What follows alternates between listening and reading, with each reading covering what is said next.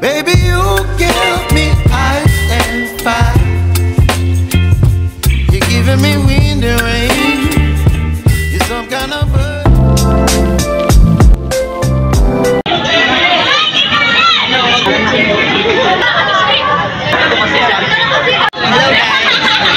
Yan.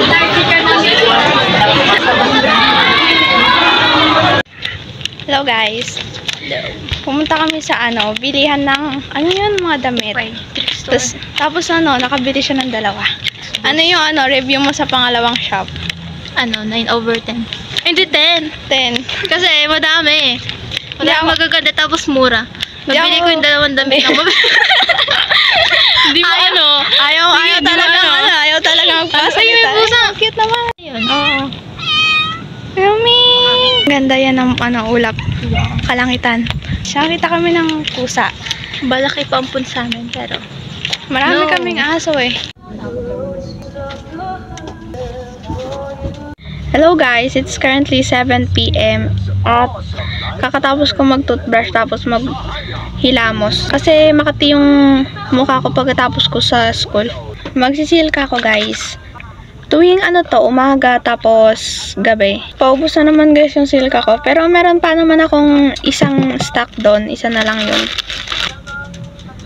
Last week ko lang nabasa guys na dapat pala pag ginagamit to, aalugin muna. I-shake muna ganun para siguro maghalo yung mga dito. Ayun, Sarah rate.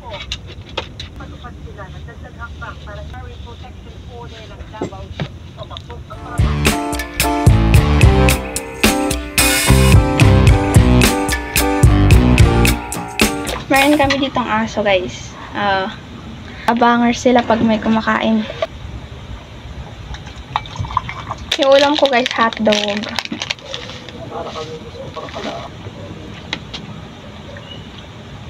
Hello guys, mag-8 PM na. So this video will be my after school routine as a junior high school student. So ito lang yung mga usually ginagawa ko after class. Pero may iba ng onti ngayon kasi konti lang yung assignment namin ngayon. Parang wala yata, puro lecture lang kasi kanina nag-quiz lang kami, nag-check pala sa ESP. Tapos, nag-lecture lang sa MAPE. Tapos, pinasa namin yung activity notebook. Nag-discuss lang din sa Pilipino. Kaya, mga lecture lang yata. So, check ko mamaya. Parang nakakalimutan ko eh. Bago ako guys mag-lecture, tapos tingnan yung mga kailangan kong gawin. Mag-ayos muna ako ng bag ko, tsaka lilinisin ko din dahil medyo maraming kalat din. Or, sakto lang naman. Yun yung bag ko. Kasi pagka nandun ako sa school guys, di na ako makapag-ayos. Bali wala guys yung MAPE activity notebook ko dito kasi kanina gumawa kami ng activity. So nasa subject teacher namin yung notebook. Ayusin ko lang yung mga notebook ko dito kasi dinudulo ko talaga tong dalawa kasi para naka-organize guys. Dito yung may mga tali. Then, kung may mapapansin kayo guys, itong dalawang book na to, yung dictionary and tsaka itong parang mga poems to, andito na sa harap kasi binago ko na yung mga nakalagay dito sa may lalagyan ko na to. Masyado na kasing mataba yung bag ko, so nung Sunday yata or Monday kahapon, inayos ko na to. Dito ko na lang nilagay yung mga papers ko na 1/4 ganyan, tas lengthwise. Binago ko na rin yung mga nakalagay dito sa part na maliit na lalagyan ko guys. Tapos, tanggalin ko lang tong kalat. Kinain ko kanina eh. Ayos naman na guys, malinis na. Wala naman pala ako masyadong dumi dito, tapos mga pinagtatanggal. Dahil siguro wala naman kami masyadong ginawa kanina.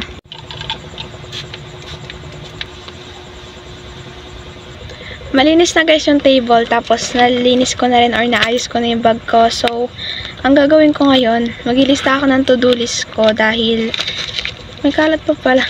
Nakalimutan ko na yung mga gagawin. Pero puro lecture lang yun. Alam ko talaga walang assignment. At alam nyo ba guys, na-extend yung practicum para sa may cookery. Sa Friday na daw yon, so meron pa kaming time para mag-ayos. Tapos, sa paniningil guys sa ambagan dahil may 5 pa akong hindi nasisingil. Ganun. So, At nga pala guys, di ba nung nakaraang vlog ko, sinasabi ko na sana payagan kami para sa dessert. So, pinayagan kami guys na ibahin yung para sa dessert. So, mas makakamura kami ngayon. May naiisip kasi ako, nung una yung sa may ano yun, saging. Tapos, sa pangalawa may naisip ako na isa, parang mas mura yun. So, titingnan ko kung ano yung talagang gagawin namin sa dessert. Ang ginagawa ko pala guys, para alalahanin ko yon, try nyo din to kung nakakalimutan nyo. Di ba may mga notebook kayo, tapos isa-isahin nyo yan, kunyari sa ESP. Alalahanin nyo kung merong ginawa kayo ngayon. So dito, naalala ko na nag-ano lang kami, nag-check lang kami ng quiz.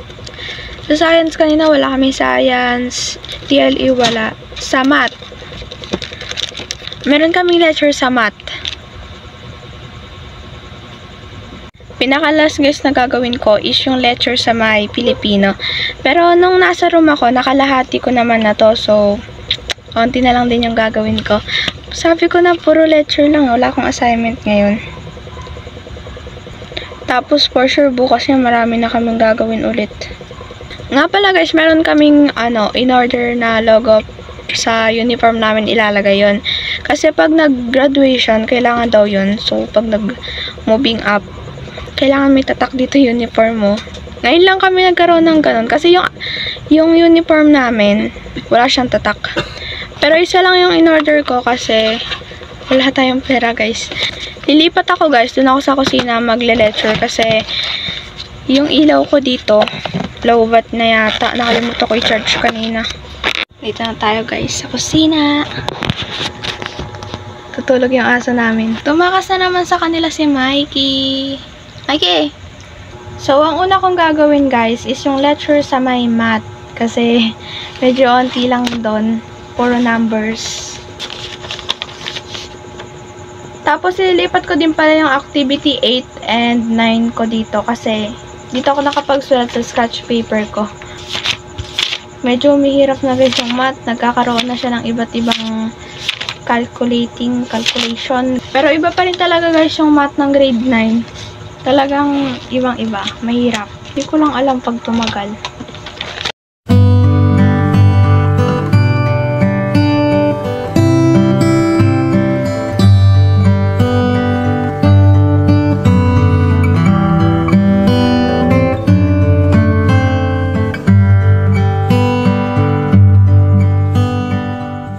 At ngayon naman guys, mag-lecture na ako sa mga Pilipino kasi tapos na ako sa math, tapos mamaya, yung MAPE naman, so konting-konti lang kasi yon, iuhuli ko na yon.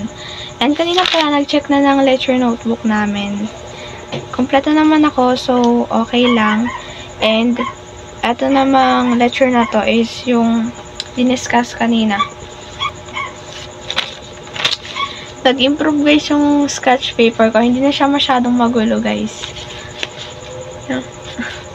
Dati parang hindi ako yung nagsulat eh. Talagang ginaganon-ganon ko. Ang bilis-bilis kasi minsan mag-slide nung PowerPoint. Tapos minsan mabilis din naman magturo yung teacher namin. Tapos talagang kailangan mabilis magsulat. So, yung sulat ko nun, parang ginanon lang. Ganun, pinagtripan.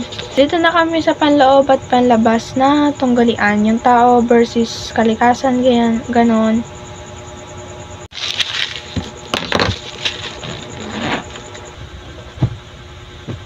Hello guys, it's currently 9 PM and tapos na akong mag-lecture and nakapaglatag na rin ako ng higaan ko. So, ang pinaka-last kong ginagawa before ako matulog, pero hindi pa naman ako matutulog ngayon, medyo maaga pa, is mag-check ako ng mga message sa Messenger and sa FB ko. Minsan sa YouTube ko kung may load ako.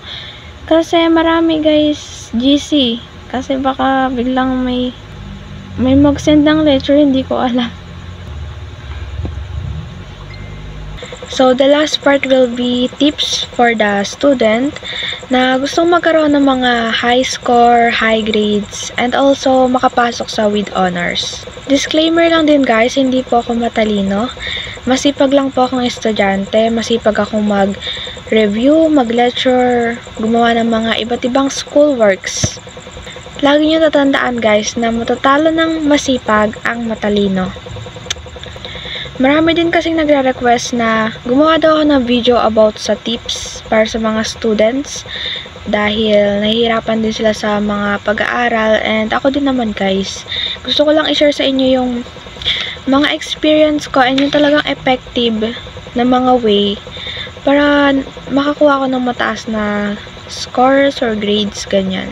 Firstly is always pray guys. Laging manalangin sa Diyos dahil ang Diyos po ang nagbibigay ng ating lakas sa araw-araw, ganyan, katalinuhan. So, bago mag-exam, mag-test, quiz, or ano mang gagawin natin, kailangan natin talaga mag-pray guys. And second, do before the deadline.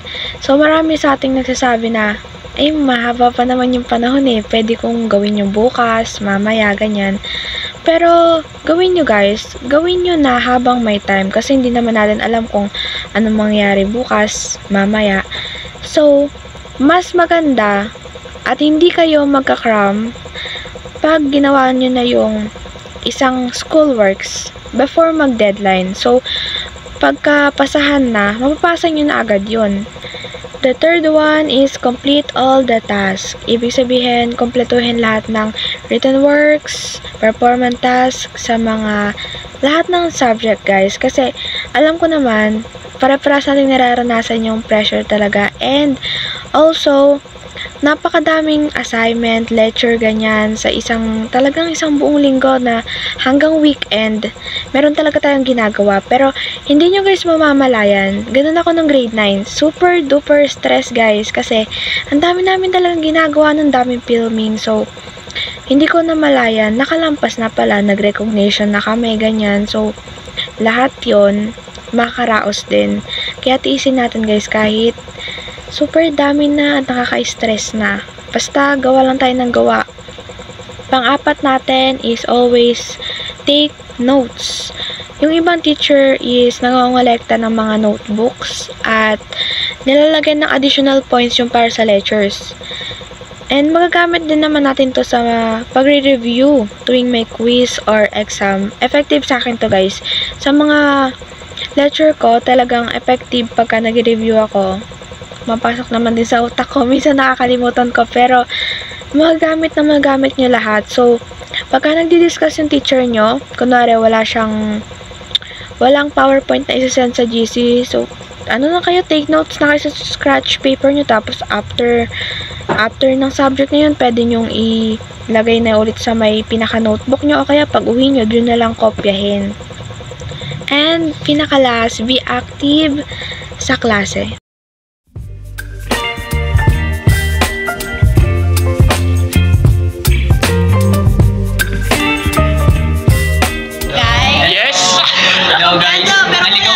Bibili lang ng batik. Wala po sa plano namin mag-sine. Tapos ito rin wala sa plano namin sasama yan. Okay na lang. Arbor ko na lang.